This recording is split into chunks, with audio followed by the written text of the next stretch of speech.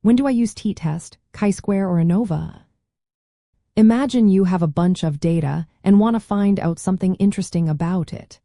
Maybe you want to compare to groups, see if two categories are related, or check if several groups differ. The choice of test depends on what kind of data you have and what you want to learn. Let's start with the t-test. Think of it as a way to compare the averages of two groups. For example, if you want to see if students' test scores differ between two classes, a t-test is perfect. It works when your data is continuous, like height or weight, and you have two independent groups. If you only have one group and want to compare it to a known value, that's also a t-test.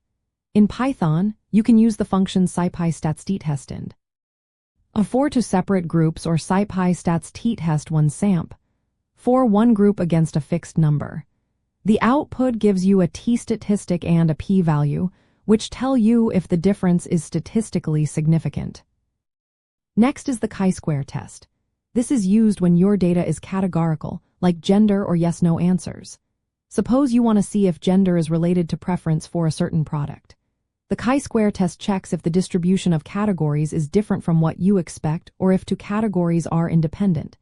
It's often used with contingency tables, which show counts of different categories. In Python, scipy stats chi2 contingency helps perform this test. It tells you if the relationship between categories is significant or just due to chance. Then there is ANOVA, which stands for Analysis of Variance. Use this when you have 3 or more groups and want to see if their averages differ.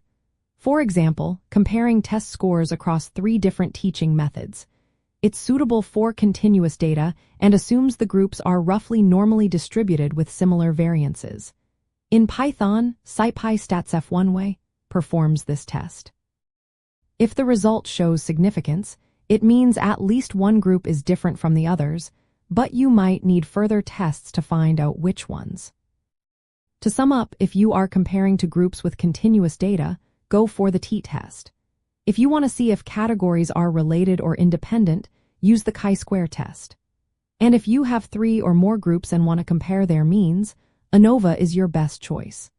These tests are all part of hypothesis testing, helping you decide if your observations are likely due to chance or reflected real differences. Python makes it easy to run these tests with simple functions, so you can analyze your data quickly and accurately. Remember, choosing the right test depends on your data type and what question you want answered.